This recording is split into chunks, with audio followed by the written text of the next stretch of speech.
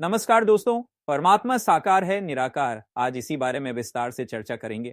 इस डिबेट में हमने दो संतों को लिया है। एक तरफ हैं अनिरुद्ध आचार्य जी महाराज, दूसरी तरफ हैं संत रामपाल जी महाराज। इनका ज्ञान सही है, इसका फैसला जनता करेगी। तो चलिए डिबेट को स्टार्ट करते हैं। आइए जानते हैं अनिरुद्ध आचार्य जी महाराज के विचार। अच्छा, भगवान सगुण है या निर्गुण है, साकार है या निराकार है? बताओ, भगवान कैसे हैं? भगवान कैसे हैं? साकार मतलब जिसका आकार हो उसे साकार कहते हैं, जिसका आकार ना हो उसे निराकार कहते हैं। तो क्या है भगवान? क्या है भगवान? क्या है भगवान? क्या है भगवान? निराकार। भगवान साकार भी हैं और निराकार भी हैं, है ना? आज हम एक आकार और बताएंगे। ईश्वर साकार हैं। कैसे? राम जी साकार हैं और वह परमात्मा परब्रह्म निराकार है। भाई वैसे ही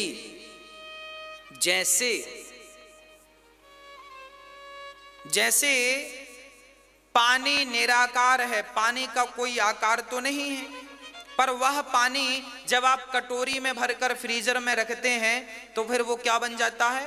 बर्फ बन जाता है। पानी तो निराकार था, पर जो बर्फ बना वो उसका एक आकार था, साकार है वो। तो पानी ही बर्फ बन गया, किस कारण? फ्रीजर के कारण, फ्रिज के कारण। उसी प्रकार जैसे फ्रिज के कारण वह पानी बर्फ बन जाता है, उसी प्रकार भक्तों के कारण वह परमात्मा निराकार से साकार रूप में प्रकट हो जाता है, केवल भक्तों के लिए। राम और कृष्ण नरसिंह और वामन बनकर प्रकट हो जाते हैं। वह निराकार ही राम और कृष्ण के रूप में अवतार लेते हैं। अब जानते हैं संत रामपाल जी महाराज के विचार। संत ऋषि महर्षि आप जिससे भी विचार सुनोगे, परमात्मा निराकार है। और जो निराकार और साकार दोनों स्थिति बताते हैं वो कति अनजान है। वो कहते हैं परमात्मा मूलतः तो वो निराकार ही है, लेकिन यहां साकार बनकर आता है, जैसे श्री राम और श्री कृष्ण रूप में। कोई बात हुई? फिर निराकार साकार अलग कैसे हो गया? तो साकार मानो या निराकार मानो उसको। तो दोनों स्थिति नहीं होती किसी वस्तु की। कोई नो क्या अंधा भी है, दिखे भी है, ये दोनों बात थोड़ी हो सकती है कि अंधा है तो अंधा ही है, उसको दिखता नहीं फिर, और दिखता है फिर अंधा कैसे? निराकार है तो साकार कैसे? वो साकार है तो निराकार कैसे? ऋग्वेद मंडल नंबर 9 आप दिखाते हैं और सूक्त नंबर 86। भगवान साकार है या निराकार है, वो कैसी लीला करता है? ये है ऋग्वेद मंडल नंबर 9-10 इकट्ठा अनुवाद है। ये है सार्वदेशिक आर्य प्रतिनिधि सभा, महर्षि दयानंद भवन, रामलीला मैदान, नई दिल्ली से ये प्रकाशित है। और ये मुद्रक है Prince offset printer 1510 Pataudi house, Daryaganj, नई दिल्ली से ये छपा है। छप्पा खाना इसका ये। अब देखना, ये है ऋग्वेद मंडल नंबर 9 और सूक्त 86 का मंत्र नंबर 26। इसमें लिखा कि यज्ञ करने वाले यजमानों के लिए परमात्मा, यज्ञ करने वाले माने धार्मिक अनुष्ठान यानी साधना करने वाले, यजमान माने भक्तों के लिए परमात्मा सब रास्तों को सुगम करता हुआ उनके विघ्नों को मर्दन करता है और उनको पवित्र करता हुआ और अपने रूप को सरल करता हुआ वह कांति में परमात्मा। यह लिखना था कबीर देव। कवि कोई भी सर्वज्ञ नहीं हो सकता जिसको सारा ज्ञान हो। कवि कविता बना सकता है, ये कबीर देव लिखना था यहाँ पर। वो कबीर देव विद्युत के समान यानी आकाशीय बिजली की तरह सेकंड में नीचे आ जावे, क्रीड़ा करता हुआ, ऐसे लीला करता हुआ वर्णीय पुरुष को यानी अच्छी आत्मा को प्राप्त होता है।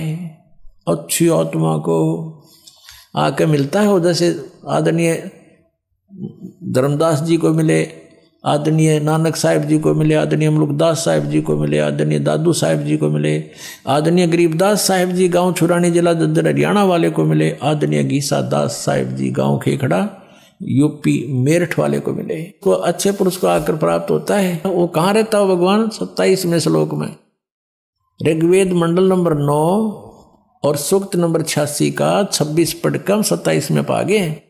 इसमें इन्होंने ये जो निराकार मानते थे भगवान को और वेद बता रहे हैं, वह परमात्मा प्रकाश पुंज परमात्मा को, जो परमात्मा ध्युलोक के तीसरे पृष्ठ पर विराजमान है, वहां रहता है।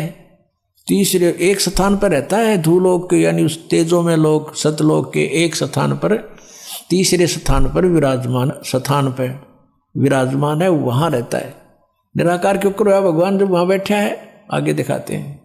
यह है ऋग्वेद मंडल नंबर 9 सूक्त 82 का, ऋग्वेद मंडल नंबर 9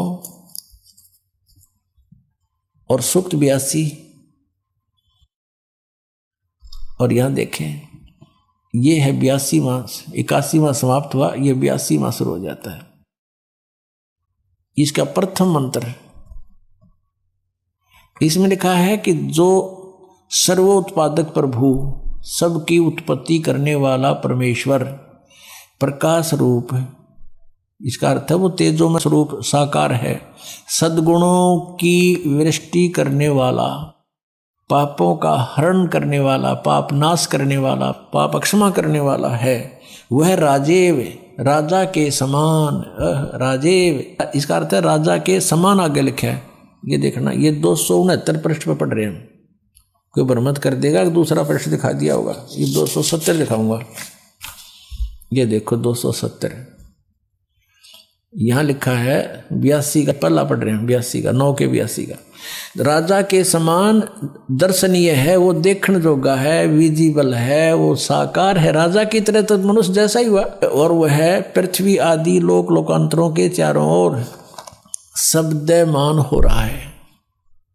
वह वर्णीय पुरुष को, वर्णीय माने अच्छी आत्मा को, श्रेष्ठ पुरुष को, जो दृढ़ भक्त है, जो दृढ़ भक्त है उसको पवित्र करता हुआ प्राप्त होता है। जैसे आदरणीय धर्मदास साहिब जी को, जो दृढ़ भक्त थे उसके बाद डगमग नीवे, आदरणीय मुलुकदास साहिब जी को, आदरणीय दादू दास साहिब जी को, आदरणीय गरीबदास साहिब जी गांव छुड़ानी जिला दद्दर हरियाणा वाले को, और आदरणीय गीसा दास साहिब जी को गांव खेखड़ा मेर यूपी वाले को। ये दृढ़ भक्त आज तक डगमग नहीं हुए, दुनिया को हिला के रख दिया इन्होंने। इनको भगवान में ले आकर के को पवित्र करता हुआ प्राप्त होता है वर्णीय पुरुष अच्छी आत्मा को। जिस प्रकार विद्युत माने आकाशीय बिजली सन्हे वाले स्थानों को आधार बनाकर प्राप्त होता है। देखो कितना स्पष्ट किया इन्होंने। ऋग्वेद मंडल नंबर 9 और सूक्त नंबर 81 में कति कंसेप्ट क्लियर कर दिया कि वो परमात्मा राजा की तरह देखने जोगा है। राजा का अर्थ है कि वो शक्तिशाली होता है, मनुष्य सदृश ही है, राजा के समान है और साकार है, देखने जोगा है। और वो अच्छी आत्मा को वहां से चलकर आकर मिलता है। ये